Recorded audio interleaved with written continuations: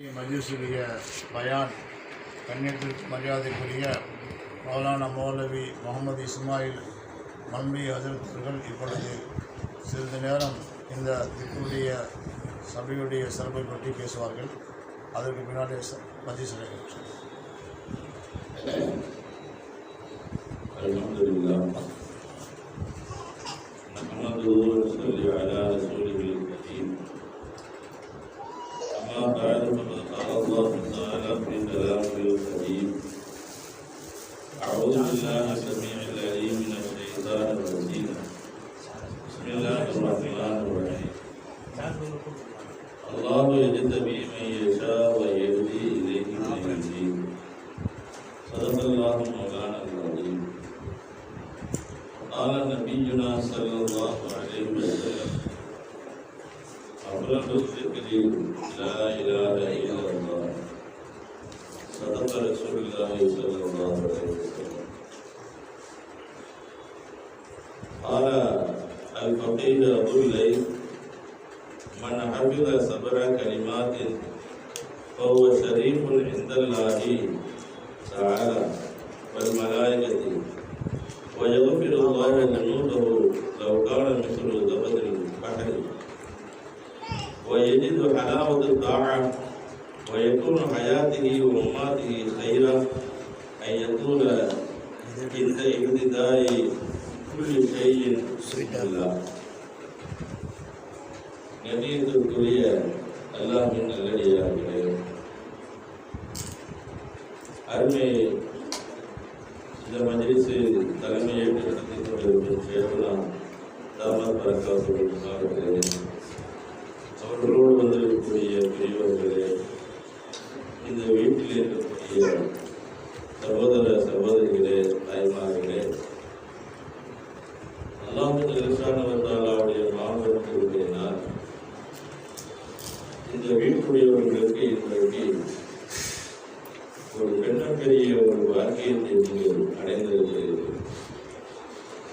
காரணம் என்னவென்றால், இங்கே புருதா மஜ்லிஸ் ஓதப்பட்டது. இந்த புருதா மஜ்லிஸ் எப்படி உருவானது, புருதா என்ற வரலாறை கொஞ்சம் நாம் பார்க்கும் பொழுது, இமாம் ஷர்புத்தீன் பூசரி ரஹ்மத்துல்லாஹி அலைஹி அவர்கள் இந்த புருதாவின் கவிமாலையை பாடினார்கள். இந்த கவிமாலை முழுவதுமே காருண்ய வல்லல் காத்தமுன் நபி ஸல்லல்லாஹு அலைஹி வஸல்லம் அவர்களுடைய புகழ் மாலைதான். அவர்களை புகழ்ந்துதான் பாடினார்கள். எப்படிப்பட்ட சமயத்திலே புகழ்ந்தார்கள்? அவர்கள் மிக பெரிய ஒரு வியாதிகளை பீடிக்கப்பட்டிருந்தார்கள். எந்த அளவுக்கு அவர்கள் அதற்கு மருத்துவம் செய்து கடைசியாக டாக்டர்களே கைவிடப்பட்டது. இந்த வியாதியை யாராலும் ஒன்றும் செய்ய முடியாது, இந்த வியாதியை எந்த ஒரு மருந்தும் கிடையாது என்று சொல்லி எல்லா டாக்டர்களாலும், அவருடைய காலத்திலே வாழ்ந்த எல்லா டாக்டர்களாலும் கைவிடப்பட்டார்கள். அந்த சமயத்தில் கைவிடப்பட்டு கடைசியாக நமக்கு இனிமே வருவது மருத்துவதான், வேற எந்த ஒரு மார்க்கமும் நமக்கு கிடைக்கவில்லை, மருத்துவமும் கிடைக்கவில்லை. சரி, பரவாயில்லை என்று சொல்லி அவர்கள் படுத்த படுக்கையாகவே இருந்தார்கள். அப்படி இருக்கும் பொழுது அவர்கள் கவிஞர் அல்லவா, நபிகள் பெருமானார் ஸல்லல்லாஹு அலைஹி வஸல்லம் அவர்கள் மீது கவிதை பாடியே நாம் மரணிப்போமே என்று அவருடைய உள்ளத்திலே ஒரு எண்ணம் வந்தது. உடனடியாக அவர் இந்த கவிதையை பாட ஆரம்பித்தார். அமின் ததக்குரி ராணின் பிரி சலமி மஜஜத தம்மன் ஜராமி முகலத்தின் மீதமின்னு சொல்லி, ஒரு காதலன் காதலியை பார்த்து எப்படி பாடுவாரோ, தன் காதலியை எப்படி அவர் நேசித்து புகழ்ந்து பாடுவாரோ, அதுபோல நபிகள் நாயகம் ஸல்லல்லாஹு அலைஹி வஸல்லம் அவர்கள் மீது காதல் கொண்டவர்களாக எம்பெருமானாரை புகழ்ந்து பாடிக்கொண்டே இருக்கிறார்கள். அன்பிற்குரியவர்களே, இன்னொன்றை நாம் நினைவில் வைக்க வேண்டும். இந்த மஜ்லிஸிலே நாம் இன்றைக்கு புருதா ஓதியிருக்கிறோம். நாம் சேகனா அவர்கள் வருகிறார்கள் என்று காலையிலே சொன்னவுடனே இங்கே நீங்கள் வர வேண்டும் என்று உத்தரப்பட்டுள்ளன. சரி வருகிறேன் என்று சொன்னேன். அன்பு சகோதரர்களே, தாய்மார்களே, எந்த மஜ்லிஸிலே நபிகள் நாயகம் ஸல்லல்லாஹு அலைஹி வஸல்லம் அவர்களை புகழ்ந்து பாடுகிறோமோ அங்கே காருண்ய வல்லல் நமது நாயகம் முஹம்மது ரசூலுல்லாஹி ஸல்லல்லாஹு அலைஹி வஸல்லம் அவர்கள் ஆஜராக நிறைய விளக்கங்கள் சொல்லலாம். இந்த புருடாவிலே ஒரு அடி வருகிறது.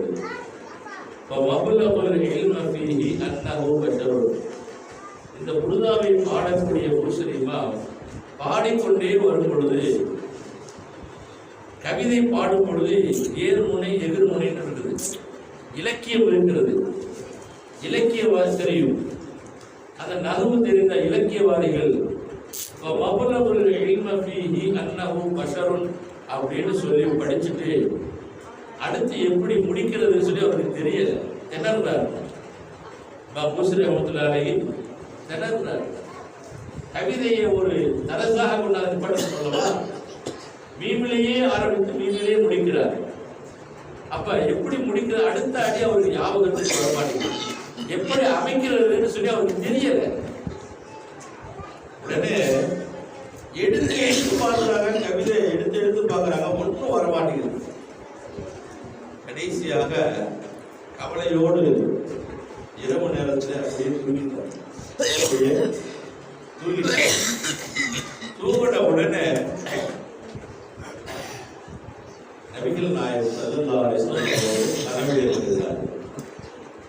என்னப்பா பூசரி, என்ன பாடிக்கிட்டே வருகிறாய்? அதுக்கு என்ன பொருள் என்றால், யார சொல்லலாம், என்னுடைய அறிவு ஞானம் அனைத்து உச்சகட்டத்தை வைத்துக் கொண்டு நான் உங்களை புகழ்ந்து விட்டேன், நான் புகழ்ந்து விட்டேன். அதற்கு அடுத்து எப்படி முடிக்கிறது எனக்கு தெரியல, யார சொல்லலாம் அப்படின்னு சொன்ன உடனே இப்படி சொல்லி அப்படின்னு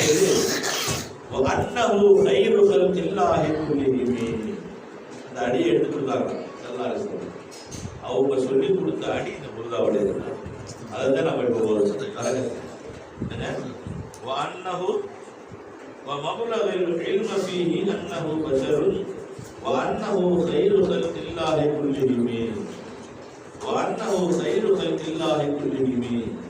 இந்த அடி எடுத்து கொடுத்தது யாருங்க? ஸல்லல்லாஹு அலைஹி வஸல்லம் அவருடைய வாயால வந்த வார்த்தை, அவருடைய புனித வாயால வந்த இந்த வார்த்தையை தான் இப்ப நம்ம வைக்கிறோம். அப்பதான் அவங்களுக்கு அப்படியே வான்னஹு கைரு ஸல்லில்லாஹி அலைஹி சொன்ன உடனே அல்ஹம்துலில்லாஹ், அதுக்கு அடுத்து அவங்க அப்படியே தொடர்ந்து பாடலாம். பெருமானார் ஸல்லல்லாஹு அலைஹி வஸல்லம் அவர் கடவுளுக்கு அவர்களுடைய ஒரு வாக்கியத்தை பெற்றவர்கள் இந்த புருதாவை எழுதிய பூசரி அவர்கள். எனவே அந்த அடிப்படையில் தான் இந்த வீட்டுதர்கள் நாம் எல்லோருமே நியத்து வைக்க வேண்டிய மஜ்லிஸில் நாம் மரணிப்பதற்கு முன்னாடி எங்கள் நாயகம் முஹம்மது ரசூலுல்லாஹி ஸல்லல்லாஹு அலைஹி வஸல்லம் அவர்களை கனவிலே காண வேண்டும் என்று அல்லாஹ்விடத்தில் கேட்க வேண்டும். ஒவ்வொரு இடத்துல ஒவ்வொரு துவாவிலே ஒரு பக்தரை கேட்கணும். யாரும் யா அல்லாஹ், உன்னுடைய ஹபீபை பார்க்காம என் ரூஹ வாங்காது, உன்னுடைய ஹபீபை பார்க்காம இந்த உலகத்துடைய நான் போகக்கூடாது அப்படின்னு ஒரு வைராக்கிய வைத்து ஆண்களை பெற்று துவா செய்யணும். இந்த வைராக்கிய வைத்து ஜெயிச்சதில்லை நான் ஒரு ஆள். எப்படி தெரியுமா, நாங்கள் எல்லாரும் இழுப்பூர்ல இருக்க போகும்பொழுது 1987-88 இழுப்பூர்ல இருக்கும் பொழுது ஹஜ்ஜத்தில் நான் துவா செய்வேன். யா அல்லாஹ், உன்னுடைய காபாவை பார்க்காம இந்த ஊரில் வாங்கக்கூடாது துவா செஞ்சுட்டே இருக்கும். நமக்கு ஏழ்மை, நம்ம வறுமை. எங்களுக்கு 600 ரூபா சம்பளம், மாசத்துக்கு 600 ரூபா சம்பளம்.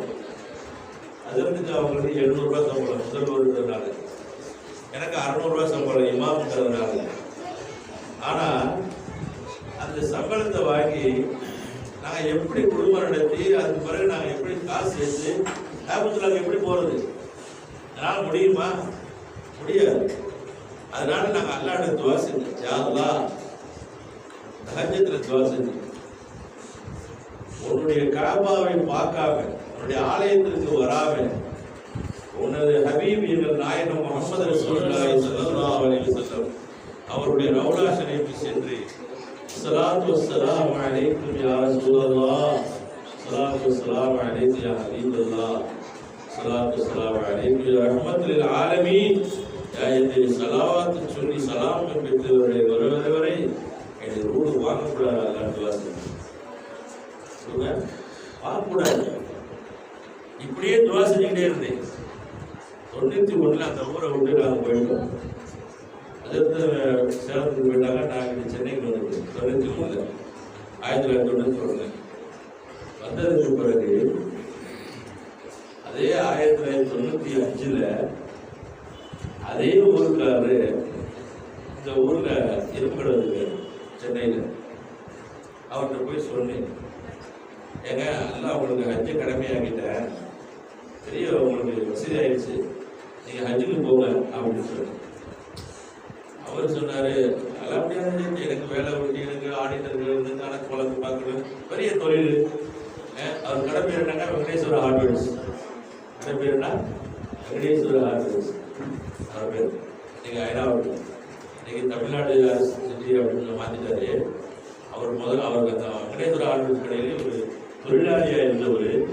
அந்த தொழிலாளி எஜமான முதலாளிக்கு நியாயமான முறையில் நேர்மையான முறையில் சம்பாதிச்சு கொடுத்ததை பார்த்துட்டு அந்த கடை முதலாளி அவருக்கு அப்படியே கடையை உடைச்சிட்டு போயிட்டார். நீனே வச்சுக்கப்பா, நீ வச்சுட்டு எனக்கு ஏதாவது கொடுப்பா போப்பா அப்படின்னு கொடுத்துட்டாரு.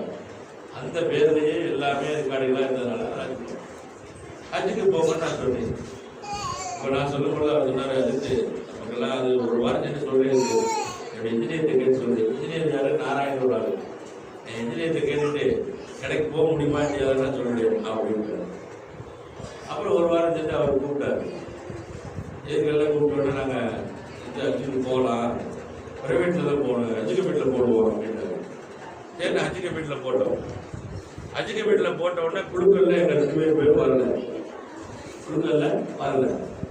இப்போ என்ன செஞ்சாரு, இந்த கொடுக்குறதுக்குள்ளாடி எல்லா நண்பர்களையும் சொல்லிட்டாரு, நான் மக்காவுக்கு போறேன், மக்காவுக்கு போறேன், மக்காவுக்கு போறேன்னு சொல்லிட்டாரு. இப்போ இவருக்கு பிரஸ்டீஜா போச்சு, குழுக்கள்ல வரல, என்னடா செய்யறது அப்படின்ட்டு உடனே பிரசவாகத்தில் நிஜாமதி வச்சிருந்தாங்க. அவர்கிட்ட போய் மசூரா கேட்டோன்னா அவங்க போகக்கூடிய டிராவல்ஸ் 600 டிராவல்ஸில் நீங்கள் போகலாம். அப்போ 70 ரூபா ஒரு ஆளுக்கு. 1995 70 ரூபா. அப்போ 70 ரூபா கட்டி என்னை நீங்கள் வாங்க சொல்லி கூட்டி போனான்னு வச்சுக்கல. ஏன் இதை நான் சொல்லுகிறேன் என்றால், எந்த வைராக்கியத்தோடு நாம் அல்லாஹ்விடத்திலே துவா செய்தோமோ அந்த ஊரை விட்டு நம்ம வந்துட்டோம். ஆனால் அந்த ஊருக்காரை வச்சே அல்லாஹ் என்ன செய்யற நம்மள என்னுடைய ஆலயத்துக்கு வாங்கன்னு கூப்பிடுவோம், காபத்துல்லாவுக்கு வாங்கன்னு கூப்பிடுவோம். இதை நாம் நினைவு வைக்க வேண்டும் என்றால் நான் சொல்றேன். அதனால நபிகள் நாயகம் ஸல்லல்லாஹு அலைஹி வஸல்லம் அவர்களை யா அல்லாஹ் இந்த துனியாவுல கனவிலையோ நினைவிலையோ நான் பார்க்காம எதுவும் வாங்கக்கூடாது அப்படின்னு துவா செய்யலாமா? சில ஆண்களும் பெண்களும் துவா செய்யணும். அப்படி துவா செஞ்சா நிச்சயமா அல்லாஹ் கொடுப்பேன். நம்ம கொடுக்காம யாரும் கொடுக்க மாட்டாங்க. இப்படிப்பட்ட அந்த முஸ்லிம் இமாம் புகழ்ந்து பாடுறாங்க. அவருடைய குருதாவத்தை இப்போ நம்ம ஓதுது. இங்கே ரசூலுல்லாஹி ஸல்லல்லாஹு அலைஹி வஸல்லம் அவர்கள் என்ன செய்றாங்க, ஆஜராயிருக்காங்க. அவங்க மத்தியில் நம்ம எது நல்ல நாலேஜ். நபிகள் நாயகம் ஸல்லல்லாஹு அலைஹி வஸல்லம் சொல்றாங்க, லா தக்திருல் கலாம பிகைரி திக்ரில்லாஹ். ஏன்னா அல்லாஹ்வை திக்ர் செய்யாம நீங்க அதிகமாக எதுவும் பேசாதீங்க. ஒரு மஜ்லிஸ்ல யாருமே பேசுறாலும் முதல்ல அல்லாஹ் திக்ர் செய்யணும்.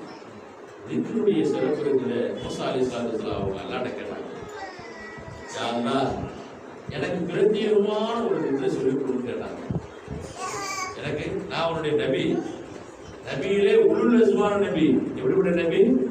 ரொம்ப உறுதிமிக்க நபிமார்கள்ல 5 பேர் தைரியமானவங்க, ஈமான்ல உறுதிமிக்கவர்கள். அந்த 5ல ஒருத்தர் ஹஜ்ரத் மூசா அலைஹிஸ்ஸலாம். அவங்க கேட்குறாங்க அல்லாஹ்ட்ட, யா அல்லாஹ் துல்லனி திக்ரன் காசா, எனக்கு ஒரு திக்ரை சொல்லிக் கொடு. அந்த திக்ரை நானே 24 மணி நேரம் உன்னை துதிப்பாடிட்டே இருக்கிறேன் அப்படின்னாங்க. இப்போ மூசா அலைஹிஸ்ஸலாத்துக்கு அல்லாஹ் என்ன சொன்னான்னா, லா இலாஹ இல்லல்லாஹ் திக்ரை சொல்லு அப்படின்னாங்க. இப்போ மூசா அலைஹிஸ்ஸலாம் எதையுமே கேட்டு போயிடுவாங்க. அல்லாஹ்ட்ட கேட்பாங்க, யா அல்லாஹ் இந்த திக்ரத்தை எல்லாரும் சொல்றாங்களே, எல்லாத்துக்கும் இதுதான் சொல்ற லா இலாஹ இல்லன்னு சொல்றாங்களே, அதே எனக்கு கற்றுக் கொடுக்குறியே அப்படின்னு சொல்லி மூசா நபி கேட்டாங்க.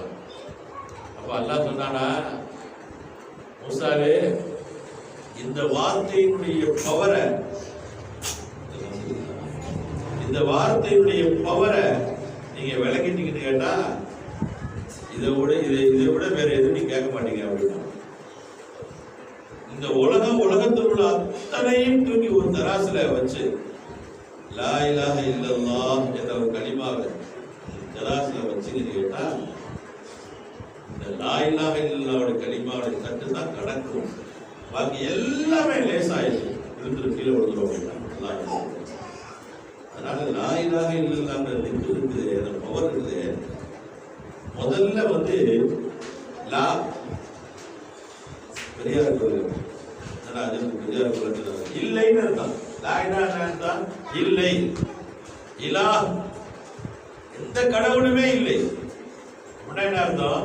நாம எதெல்லாம் பெருசா நினைச்சுக்கிட்டு இருக்கிறோமோ, இவங்கனால நடக்கும், இவங்களால நடக்கும், இதனால நடக்கும் அப்படின்னு எதையெல்லாம் நான் பெருசா நினைச்சுக்கிட்டு இருக்கிறோமோ அதுவெல்லாம் கிடையாது. இல்லல்லா அல்லாஹ்வை தவிர, இல்லல்லா அல்லாஹ்வை தவிர.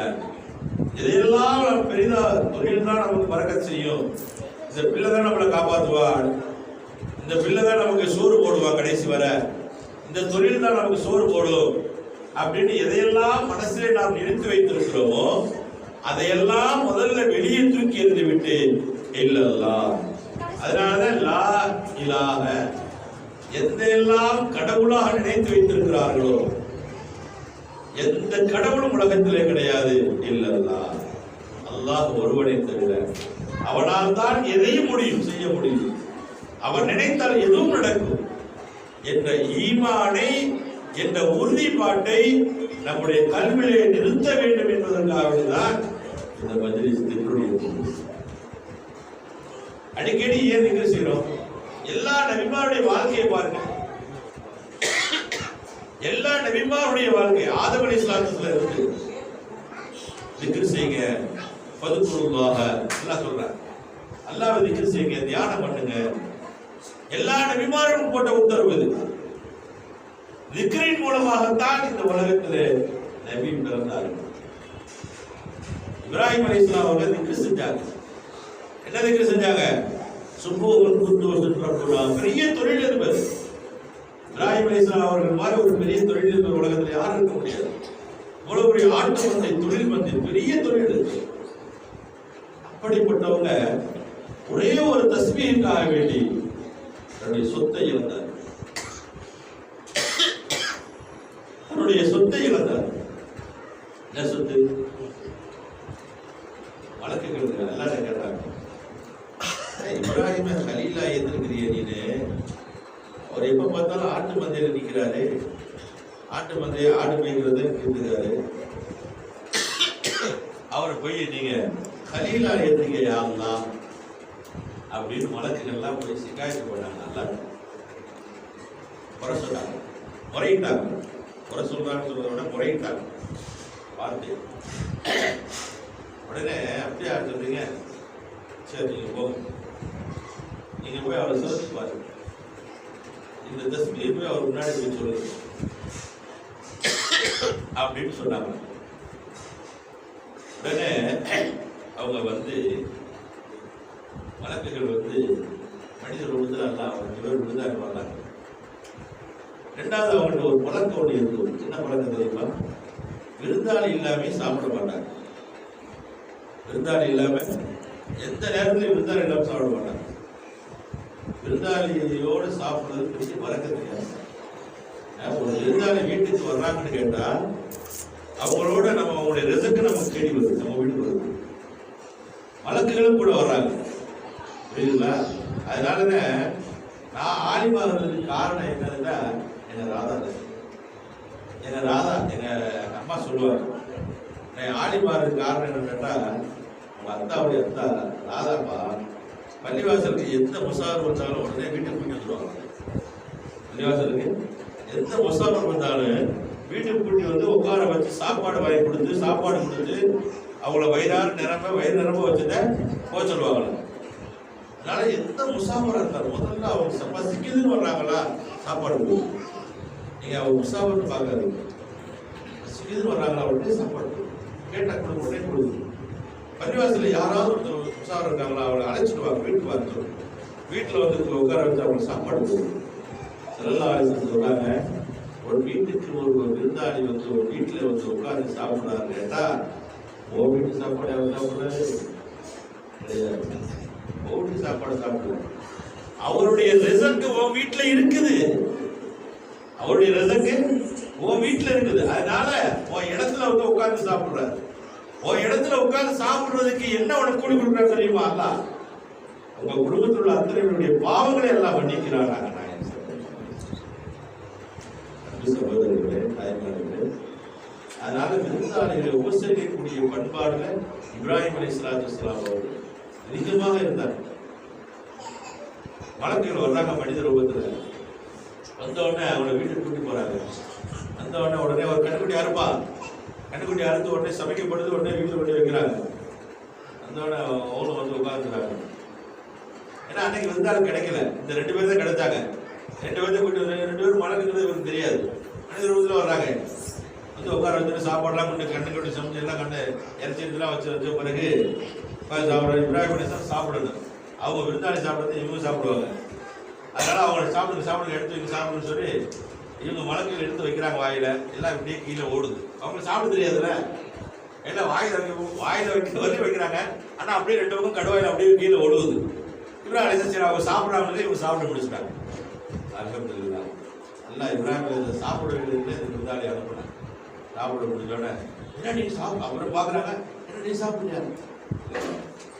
நாங்க எதுக்கு வந்து தெரியுமா? உங்களுக்கு ஒரு நற்செய்தி சொல்ல நாங்க வந்தோம். உங்களுக்கு ஒரு குழந்தை பாக்கியத்தை அல்லாஹ் கொடுக்க சொல்லி இருக்கிறான். அந்த குழந்தையுடைய நற்செய்தி, உங்களுக்கு குழந்தை பிறக்க போகுது. என்ன இவ்வளவு பேசுறீங்க அப்படின்னா உடனே அல்லாஹ் சொல்ல சொன்னான்னு உடனே இவங்க ஏத்துக்கிட்டாங்க. ஏத்துக்கிட்டு சரி அவங்க போயிட்டாங்க. மனைவிட்ட போய் சாராட்ட போய் சொல்றாங்க, சாரா உனக்கு அழகான ஒரு குழந்தை பிறக்க போதாம்மா சொல்லி சொல்லிட்டு போறாங்க மலக்குகள்.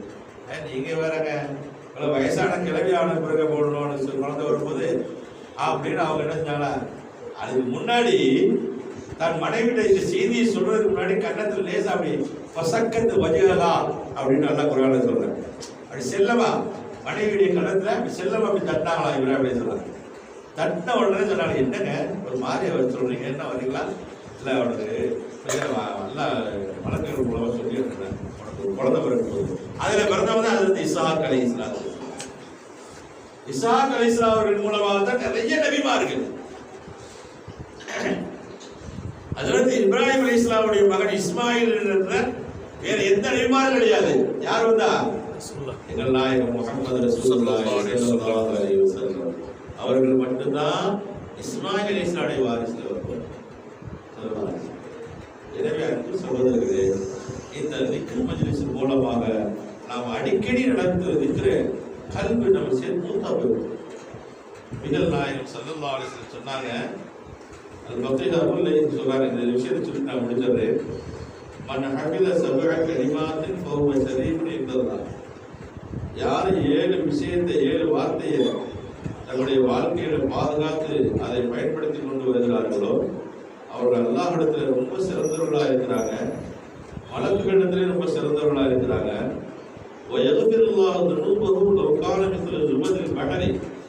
அல்லாஹ் தஆலா அவருடைய பாவங்களை மன்னிக்கிறாங்க.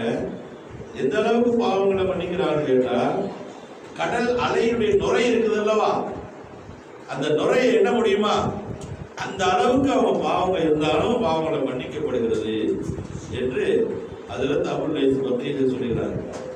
அந்த 7 அது மட்டுமல்ல, ஹயாத்திகி ஒமாத்திகி செய்கிறா, இந்த உலகத்திலேயும் சரி மறு உலகத்திலேயும் அவங்க சிறந்தவர்களாக ஆவார்கள் என்று சொல்லுகிறார்கள். என்ன 7 விஷயத்துல ஒண்ணு, ஐயக்கூல இந்த இப்திதா இப்படி செய்து பிஸ்மில்லா. எல்லாம் நமக்கு தெரிஞ்ச விஷயம் தான். எந்த விஷயத்தை நம்ம ஆரம்பிக்கிறோமோ உடனே என்ன செய்யணுமா, பிஸ்மில்லான்னு சொல்லணும். பிஸ்மில்லான்னு சொல்லி ஆரம்பிக்கணும். பிஸ்மில்லா யார் சொல்லி ஆரம்பிக்கிறாங்களோ அந்த காரியம் வெற்றி அடையும் ஆகையினால எந்த காரியமா இருந்தாலும் பிஸ்மில்லா சொல்லுங்க. கீழே வெளியே போறோம், செருப்பு போட போறோம், பிஸ்மில்லா. வெளியே போகும்போது செருப்பு போடப்போ எந்த காலம் போடணும்? வலது காலம் போடணும். அது போக பிஸ்மில்லா அப்படின்னு போடுங்க. அதில் பறக்கத்து. பிஸ்மில்லாவை ஓதி யார் எந்த காரியத்தை ஆரம்பிக்கிறார்களோ இந்த காரியம் வெற்றி அடையும் அப்படின்னாங்க. அதனால எல்லாரும் சொல்லலாமா? அன்பு சகோதரர்களே, 7 விஷயங்கள் அதில் இன்ஷால்லா அடுத்த வரும்போது பேசிடுவோம். இது ஒன்று. ஒரு முஸ்லீம் வீட்டில் ஒரு இந்து பெண்ணு வேலை செஞ்சுக்கிட்டே இருந்தாங்க. அந்த பெண்ணு இந்த முஸ்லீம் வீட்டில் அவங்க என்ன செய்வாங்க, எது இருந்தாலும் பிஸ்மில்லா பிஸ்மில்லான்னு சொல்லுவாங்க. அந்த இந்து வேலைக்கார பொண்ணு என்ன செய்யலாம், பிஸ்மில்லா பிஸ்மில்லான்னு சொல்ல ஆரம்பிக்குது. அவன் எஜமான அவங்க சொல்றாங்க, எஜமானம்மா சொல்றாங்க, எல்லா காலத்துலையும் பிஸ்மில்லா சொல்றாங்க, நம்மளும் பிஸ்மில்லா சொல்லுவோமே, என்ன அதுல அது தெரியாது, அதுக்கு என்ன தெரியல, ஆனா பிஸ்மில்லா அப்படின்னு சொல்லிடுது. ஒரு நாள் லீவில் எஜமான வீட்டில் சொல்லிட்டு எங்கள் அம்மா அத்தாவை பார்த்துட்டு வருவேன் அப்படின்னு வீட்டுக்கு போதும். அந்த பிள்ளை வீட்டுக்கு போன உடனே செருப்பு கலட்டா பிஸ்மில்லா, உட்காந்தா பிஸ்மில்லா, எதிர்த்தா பிஸ்மில்லா, சாப்பிட்டா பிஸ்மில்லா, எல்லாத்துக்கும் பிஸ்மில்லா பிஸ்மில்லா சொல்லி சாப்பிடுங்க. அவங்க தாய் தவை பிடிச்சி கண்டிச்சு விட்டாங்க, அடிக்காது. என்ன முஸ்லீம் வீட்டில் போய் வேலை பார்த்து முஸ்லீம் ஆகிட்டேன்னு இதெல்லாம் சொல்லாதீங்க, அதெல்லாம் சொல்லக்கூடாது. எவ்வளோ கண்டிச்சு பார்க்குறாங்க, அந்த பிள்ளை கேட்கலாம். அதெல்லாம் என்ன செய்தாங்க, இல்லை சொன்னா கேட்க மாட்டேங்குது. இதை இப்படியே விட்டோம்னு கேட்டால் நம்ம மதத்துக்கு ரொம்ப இழுக்கு, அதனால இது க்ளோஸ் பண்ணிட விடல அப்படின்னு யார் முடிவு பண்றா? தாய் தர்மம் முடிவு பண்றாங்க. பெத்த தாய் தர்மம் முடிவு பண்றாங்க. உடனே என்ன செஞ்சாங்களா, இந்த குழந்தைக்கு தெரியாம ஒரு பாப்பாட்டியை போய் கூப்பிட்டு விஷப்பாம்புகள் 2 பாம்பை பிடிச்சிட்டு வந்து ஒரு குடத்துல போட்டு, பெரிய விஷப்பாம்பு இந்த குழந்தைக்கு தெரியாம அந்த குடத்துக்குள்ள போட்டு மூடி வச்சுட்டாங்களா. மூடி வச்சோன்னா தாப்படார அம்மா சொன்னாங்களா, அம்மா அந்த குடத்துல இது இருக்கு, நகை இருக்கு, எடுத்துருவாமா அப்படின்னாங்க. நகைன்னு சொன்னா குழந்தை போகும், பொம்பளை பிள்ளை. பாம்புன்னு சொன்னா போகாதுல்ல. அதனால இந்த பிள்ளை நகைன்னு சொன்னோடனே போனோடனே அந்த மூடியை திறந்து பிஸ்மில்லா ரஹ்மான் பிள்ளை கையை விட்டுருக்கு. பிஸ்மில்லா ரஹ்மான் கையை விட்டோன்னே அப்படியே பெரிய தங்க மாலை வந்துச்சு. அப்படியே மாலை தங்கமா போயிடுச்சு. எவ்வளவு பெரிய மாற்றம். எல்லா காரியத்திலும் அது பார்த்தோன்னே அவங்களுக்கே ஆச்சரியமா போச்சாங்க. யாரு நம்ம இந்த பிள்ளைய கொத்தி சாகடிக்கிறதுக்கு விஷப்பாம்பெல்லாம் குடத்துல வச்சா, ஆனா இந்த பிள்ளை பிஸ்மில்லா தங்க மாலையோட வருது, உண்மையாக மாறிடுச்சு. அப்ப அந்த வார்த்தைக்கு பிஸ்மில்லா, அல்லாஹ்வுடைய பெயரை கொண்டு நான் ஆரம்பம் செய்கிறேன் என்ற அந்த வார்த்தைக்கு எவ்வளவு பெரிய அல்லாஹ் பொறுப்பேற்கிட்டா பாத்தீங்களா. அதனால இன்ஷா அல்லாஹ் எந்த காரியத்திலும் பிஸ்மில்லா சொல்ல ஆரம்பிக்கலாங்களா? அல்லாஹ் ஜல்லஷானஹு வ தஆலா எந்த விஷயத்தை சொன்னோமோ கேட்டோமோ. அதனால திக்ரு செஞ்சுட்டே இருக்கணும் அடிக்கடி. ஏன் தெரியுமா, கல்வி இல்லாட்டி நம்ம மூத்தா போயிடும். அப்புறம் திக்ரு லா இலாஹ இல்லல்லாஹ், இந்த திக்ரை நீங்க செஞ்சுக்கிட்டே இருங்க, திக்ரை அடிச்சுக்கிட்டே இருங்க, கல்வியில் கொடுத்துக்கிட்டே இருங்க. நான் அடிக்கடி சொல்லக்கூடிய எல்லா இடங்கள்லையும் நம்முடைய கல்வி எப்படி இருக்குன்னா சக்கல சன்னூபர் ரோஜா புஷ்பத்து மாதிரி இருக்கு, சின்னது இதே, அது டப்பு டப்புன்னு அடிச்சுக்கிட்டே இருக்கு. எப்படி அடிக்க தெரியுமா, அல்லா அல்லா அல்லா அல்லா ஓ பூ பூ இப்படிதான் அடிக்கு. ஒரு இருதய ஆபரேஷன் செய்யக்கூடிய டாக்டரை அந்த இதயம் அடிக்கிற துடிப்பை பார்த்து, அந்த துடிப்புடைய சத்தத்தை பார்த்து இஸ்லாத்துக்கு வந்தாங்க. என்னடா ஒரு மாதிரியா துடிக்குது அப்படின்னு. எல்லாருடைய இதயம் அப்படிதான் துடிக்குது. ஆத்மாவுடைய இதயம் அப்படிதான் துடிக்குது, அல்லாஹ் பிடிச்சோடைய இதயம் அப்படிதான் துடிக்குது. நம்ம கல்வில நம்ம ஈமான் லா இலாஹ இல்லல்லாஹ் கலிமா சொல்லி ஈமான் விட்டுட்டோம், அவன் உடனே ஈமான் வரல. அதனால அவனுக்கு நம்ம துவா செய்யணும். நம்முடைய கல்வில அந்த அல்லாஹ் அல்லாஹ் திக்ர் செய்து எப்போ நம்ம தூங்கினாலும் விழித்தாலும், இப்போ ஏன் இந்த திக்ர் மெஷின் நடத்தப்படுது கேட்டா, நம்ம தூங்கினாலும் அந்த கல்வி அல்லாஹ் அல்லாஹ் திக்ர் செய்யும். அதுக்கு நம்ம தர்பியத்து கொடுக்கணும். தர்பியத்து கொடுக்கல அப்படின்னு கேட்டா கல்வி நம்மளை ஏமாத்து, கல்வி நம்மளை எழுந்துற ஏமாது. அதனால தான் இந்த திக்ர் மெஷின் அல்லாஹ் திக்ர் செஞ்சுக்கிட்டே இருக்கணும். சாப்பிட்டு போய் படுத்து தூங்குறோம், நம்ம தூங்கினாலும் எங்கள் ஆரணி பாபா சேர்த்து சொல்லுவாங்க, நீ தூங்கினாலும் உன்னுடைய கல்வி திக்ர் செஞ்சுக்கிட்டே இருக்கும். அதுக்கு தான் இந்த திக்ரை நம்ம கொடுக்கணும், அதுக்கு தான் இந்த திக்ரை செய்யணும். இந்த திக்ர் மெஷின் நடத்துறோம். அல்லாஹ்வுடைய திக்ர் பேச நடத்துறதுனால இந்த வீட்டுடையவர்கள் எல்லோருக்கும் பரக்கத்து உண்டாகிறது, தொழில்துறைகளில் எல்லா நிலையிலும் பரக்கத்து உண்டாகிறது என்பதை நீங்க நினைவில் வைத்து முன்னாடி ஒரு இங்கே வந்திருக்கிறேன். கிட்டத்தட்ட ஒரு 4 மாசம் இருக்குது, 4 மாசம் இருக்கு. மாசத்துல ஒரு நாள் மஜ்லிஸ் வைக்கும் பரக்கத்து ரொம்ப அந்த ஞாபகம் உண்டாகிட்டே இருக்கு. அதுல பெரிய செலவெல்லாம் பண்ணிட்டு இருக்க வேண்டாம், ரொம்ப செலவு பண்ணாது, ரொம்ப செலவு பண்ணாத, ரொம்ப செலவாக அதுக்கு முன்னாடி பரக்கத்தை எல்லாம் கொடுக்கணும். மஜ்லிஸ் நடத்துறது எல்லாம் அந்த பரக்கத்தை மென்மேலும் அதை அபிவிருத்தி செய்யும். அதனால அல்லாஹ் ஜல்லஷானஹு இந்த விருதுகளின் மூலமாக நம்முடைய இதயத்தை அல்லாஹ் ஹயாத் ஆக்குவானாக, இதயத்தை உயிருள்ள இதயமாக நமக்கு ஆக்குவானாக, சதாவும் அவனை நின்று செய்யக்கூடியவராக ஆக்குவானாக. எங்கள் பெருமான் ஸல்லல்லாஹு அலைஹி வஸல்லம் அவர்களை கனவிலே சந்தித்து உலகாகிதமுடைய நற்பாக்கியவான்களாக அல்லாஹ் நம் அனைவரும் வாக்கியல் புரிவானாக. யா அல்லாஹ் நபிகள் நாயகம் ஸல்லல்லாஹு அலைஹி வஸல்லம் அவர்களை காணும் வரை எங்களுக்கு கூடி வாங்காமல் அவர்களை காண்டு கழிக்கக்கூடிய பாக்கியத்தை எங்களுக்கு தந்து எங்களுடைய ரூஹிகளுக்கு கபூல் செய்வாயா. யா அல்லாஹ் இந்த துஆவை எங்கள் நாயகம் ஸல்லல்லாஹு அலைஹி வஸல்லம் கபூல் செய்வாயா. وآخر دعوانا الحمد لله رب العالمين. السلام عليكم ورحمة الله تعالى وبركاته.